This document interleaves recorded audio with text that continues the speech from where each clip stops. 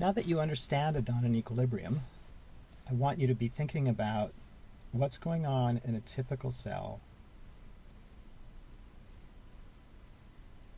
that sets up the conditions for membrane potentials. In other words, the difference in charge from one side of the membrane to another. Sodium-potassium pump moves 3 sodiums out for 2 potassiums in, and it requires an ATP to do that. So that's an energy requiring process. The ultimate cause, the reason for this, is to create this concentration gradient of sodiums and potassiums, and at least one of the ultimate causes is that all of these sodiums outside, about 10 times more sodium outside, all of these sodiums outside help cells move using secondary active transport. They move glucose or they move amino acids into the cell. So the sodium concentration gradient gets used by a typical cell to move ions into the cell. Of course, if you keep moving sodium in, sodium out, and potassium in, eventually you're going to wind up with insufficient potassium on the outside, and that recycling gets done with a potassium leak channel.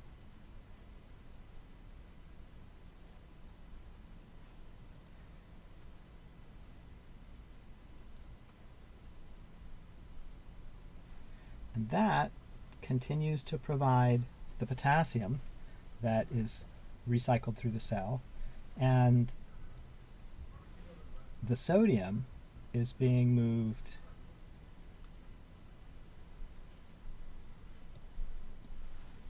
so both potassium and sodium are cycling through the cell. That's what sets up the typical concentration gradient. The charge gradient that you get is partway between the equilibrium, the Donen equilibrium potential for sodium and potassium. As I told you before, the equilibrium for the equilibrium for potassium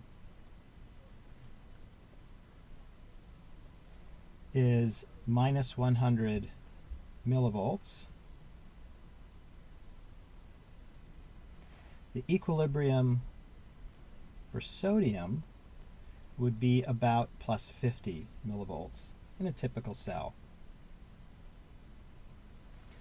Okay. So why is potassium equilibrium negative? Because potassium is more abundant inside the cell, and it needs to be negatively charged if you're going to hold that potassium in at equilibrium.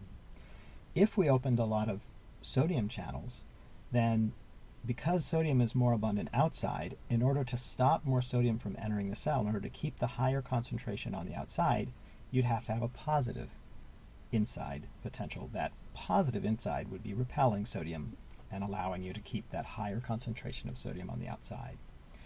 So the result of this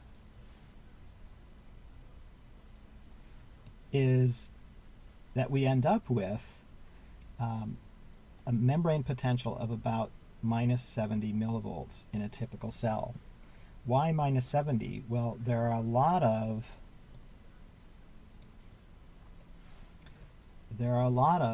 potassium leak channels, and so we're reasonably close to the minus 100 millivolts of the equilibrium for potassium.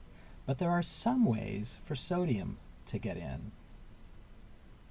And so the sodium coming in makes the cell a little more positive than minus 100. Those sodiums coming in bring it to about minus 70. So that's the typical equilibrium potential of a cell.